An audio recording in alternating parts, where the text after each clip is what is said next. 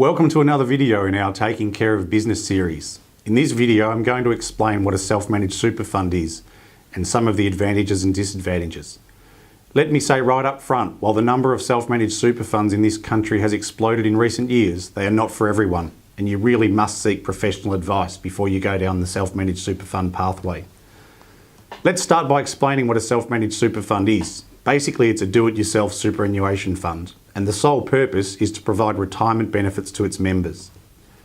These funds have a maximum of 4 members, and each member acts as a trustee of the super fund. A self-managed super fund is governed by a trust deed which outlines the formal set of rules of operation of the fund. The fund must have an investment strategy which details where it can invest and what it must have in its own bank account.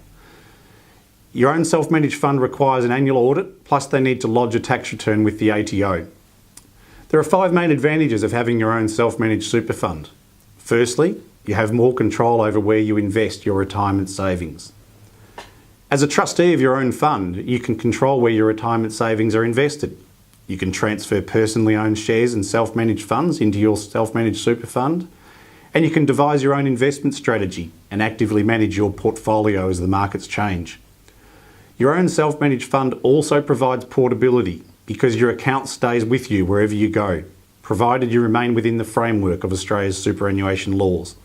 Secondly, a self-managed fund provides greater investment flexibility as you have a wider choice of investment options, including listed shares, bonds, listed investment companies, exchange-traded funds and direct property.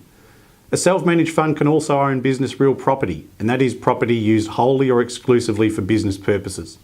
The third major advantage is potentially lower management fees.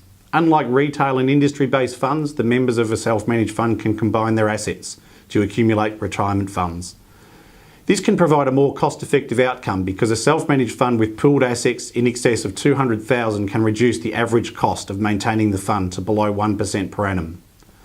Another advantage is the potential for higher returns. There is no guarantee here, but the Commonwealth Government report, a statistical summary of self-managed super funds, released in December 2009, found that self-managed super fund members generally paid lower fees in a 3-year period to June 2008. And on average, self-managed fund investments outperformed all other major funds over that period.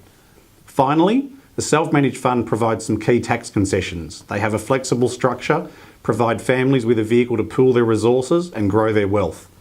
As such, you can effectively transfer wealth between generations, and these estate planning benefits may not be available through conventional superannuation products. They also offer maximum asset protection at the same time.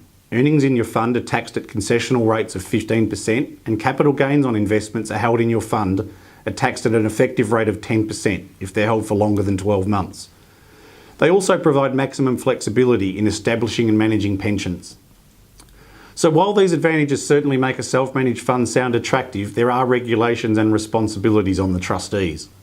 They must prepare and implement an investment strategy and ensure that all investment decisions are made in accordance with that strategy. It's really important. If you're contemplating starting your own fund, we urge you to consult with us. It's an important decision, but we can certainly help you establish, administer, and maintain your fund. Until next time, bye for now.